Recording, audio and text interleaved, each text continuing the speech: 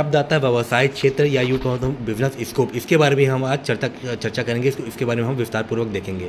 Business scope क्या है ना, और उसका कैरेक्टरिस्टिक्स क्या है, ऑब्जेक्टिव्स क्या है और इसकी क्या क्या यूसेज है, इसके बारे में हम देखेंगे। तो चलिए शुरू करते हैं। व्यवसाय क्षेत्र को हम बिजनेस स्कोप भी बोलते हैं। व्यवसाय क्षेत्र में क्या क्या चीज़ें आती हैं उसके बारे में बात करते हैं। जो प्रोडक्ट है, सर्विसेज है और जो एक्टिविटीज़ है, उनका अलग अलग जो रेंज है जिसमें कंपनी एंगेज करती है ताकि वो ज़्यादा से ज़्यादा रेवेन्यू जनरेट कर सके, वो आपका व्यवसाय क्षेत्र या बिजनेस स्कोप के अंतर्गत आता है। ठीक है। और इसकी ज़रूरत क्यों है? क्योंकि ये जो कंपनी की जो ब्रेड्थ है और जो डेप्थ है उसके बारे में आपको डिफ़ाइन करता है कंपनी को, और उसके जो स्कोप के अंतर्गत रहते हुए, बिजनेस स्कोप के अंतर्गत रहते हुए, व्यवसाय क्षेत्र के अंतर्गत रहते हुए कोई भी कंपनी अपना बिजनेस को ऑपरेट करती है। ठीक है। इसमें क्या क्या चीज़ रहेगा? कंपनी अपने टारगेट को फिक्स करेगा कि हमारा पोटेंशियल टारगेट मार्केट कहाँ पे है, हमारा ग्रोथ का पोटेंशियल कहाँ कहाँ पे है और हमारी एडवांटेज कहाँ कहाँ पे है, कहाँ कहाँ पे हम प्रतिस्पर्धा में आगे आ सकते हैं। ठीक है।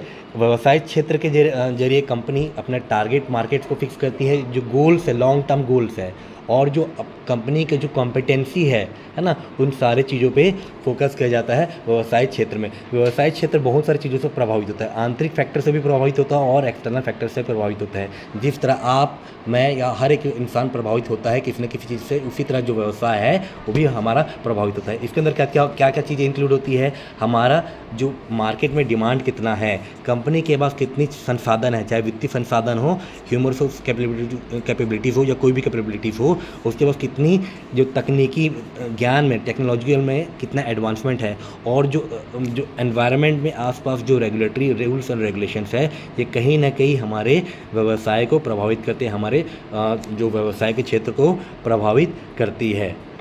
ठीक है।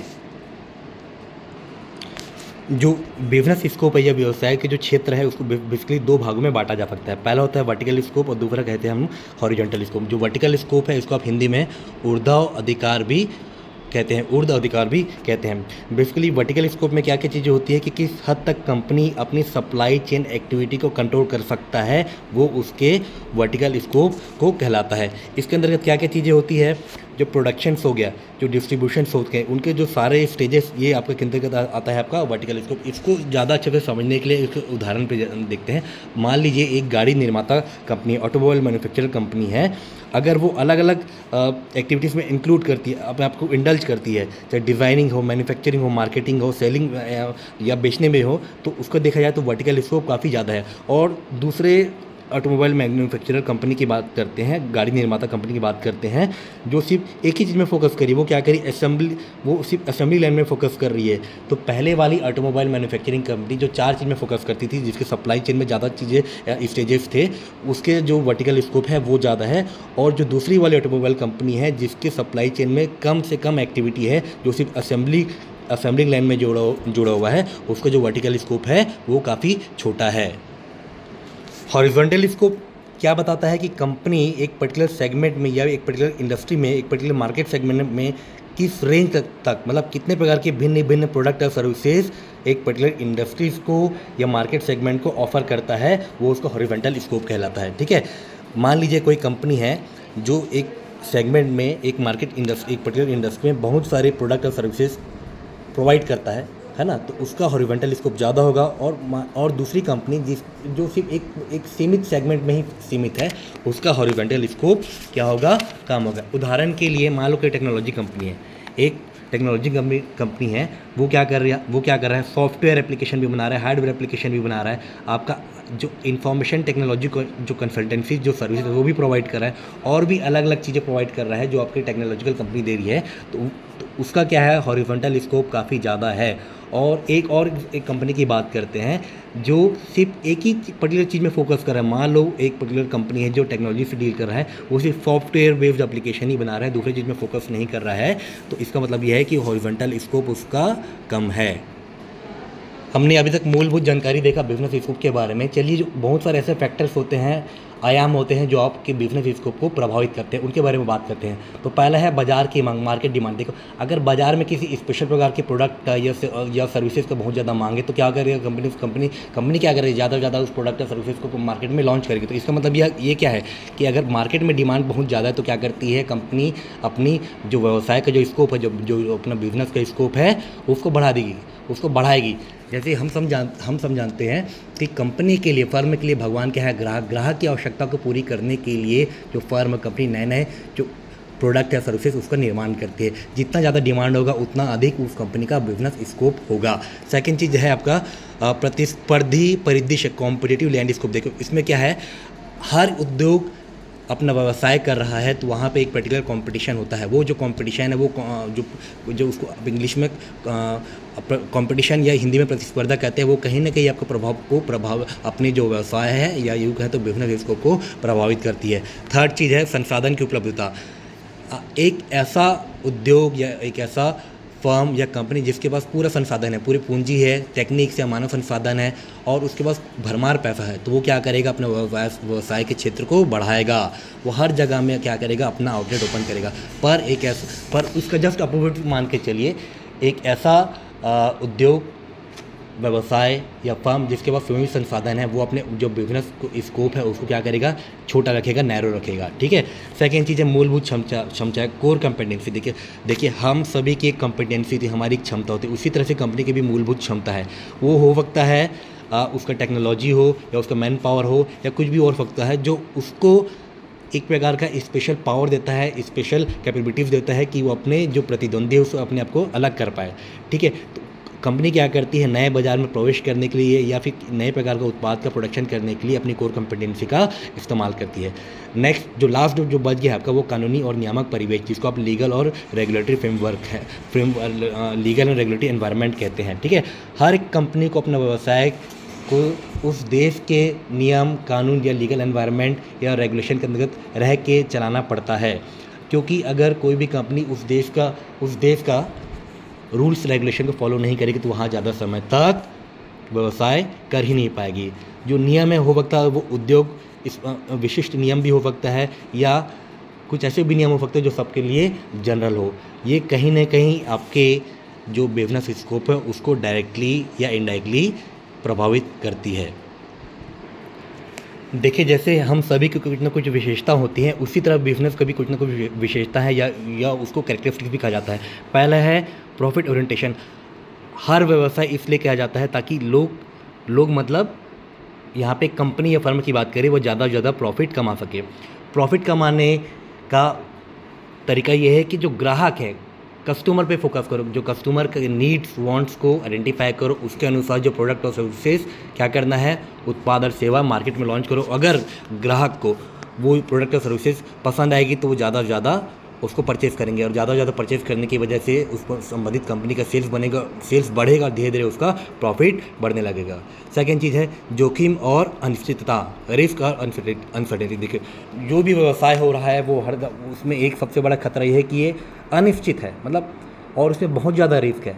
बहुत सारे ऐसे फैक्टर्स होते हैं जैसे आर्थिक फैक्टर्स हो गया, सांस्कृतिक फैक्टर्स हो गया, टेक्नोलॉजिकल फैक्टर, इन सारी चीज़ों और भी अन्य सारे फैक्टर्स है, इन सारे फैक्टर्स को ध्यान पर रख के व्यवसाय करना पड़ता है और ये एकदम अनिश्चित है। ये कब आज जो परिस्थिति आपको वर्तमान में दिखाई दे रही हो सकती है, ऐसा हो सकता है कि कुछ समय के बाद जो परिस्थिति बदल जाए। इन सारी चीज़ों को भी ध्यान रखना पड़ता है। जो थर्ड है प्रतिस्पर्धा, कंपटीशन। देखिए प्रतिस्पर्धा व्यवसाय पर्यावरण की मूल विशेषता है, ये भी याद रखिएगा। कोई भी आप प्रोडक्ट बनाएंगे, सर्विसेज बनाएंगे या पेशकश करेंगे मार्केट में तो वहाँ पे कंपटीशन एग्जिस्ट करता है। ठीक है। एक हेल्दी कंपटीशन सबके लिए अच्छा है, ग्राहक के लिए भी अच्छा है और फर्म के लिए भी अच्छा है, पर एक अनहेल्दी कंपटीशन किसी के लिए भी अच्छा नहीं होता। ठीक है। तो ऐसा कंपटीशन हो कि फर्म बेचने वाला अपना जो मूल लागत है वो भी निकाल सके और कुछ प्रॉफिट भी कमा सके और साथ साथ जो ग्राहक है उसको अच्छी क्वालिटी का जो प्रोडक्ट है सर्विसेज से कम प्राइस में मिल सके।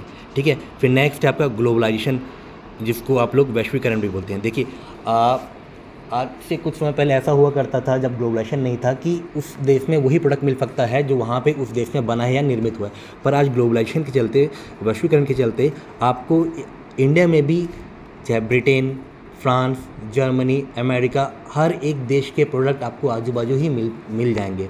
और हमारे जो देश के जो प्रोडक्ट है वो दुनिया के विभिन्न देश में भी हम उसको बेच सकते हैं, और वहाँ की जो नई जो प्रोडक्ट है हम अपने देश में यहाँ पर रहते रहते भी उसको खरीद सकते हैं।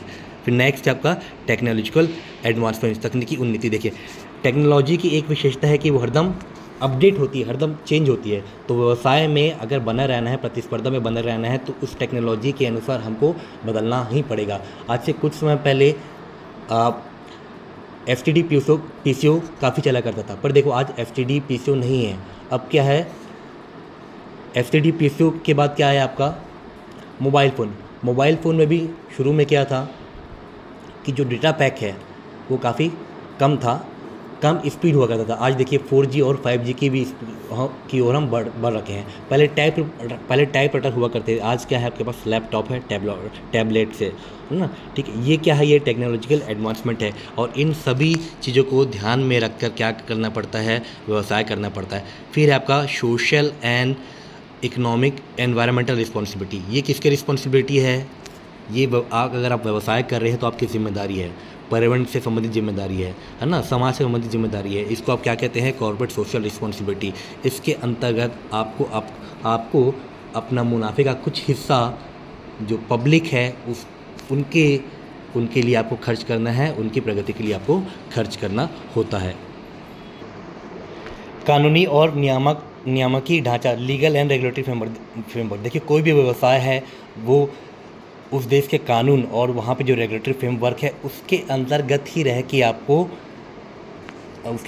के आपको काम करना पड़ेगा। वहाँ पे जो रूल्स रेगुलेशन है, गवर्नमेंट से जो लॉस है ना, जैसे कि यहाँ पे गवर्नमेंट बहुत सारे लॉज है, consumer protection act, industrial dispute act, और भी बहुत सारे लॉस है ना।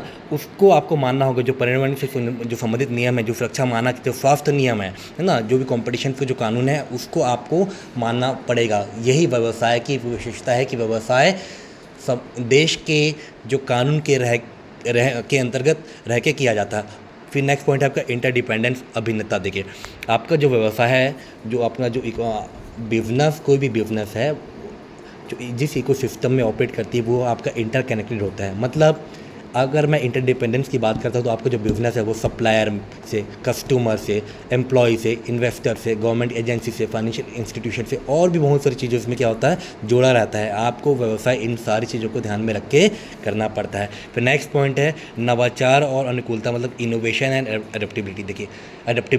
देखिए इनोवेशन की बात करें तो इनोवेशन एक ऐसी चाबी है, एक ऐसी गाड़ी है, अगर आप उसको इस्तेमाल करोगे तो आपको व्यवसाय क्या है, सबसे आगे जाएगा।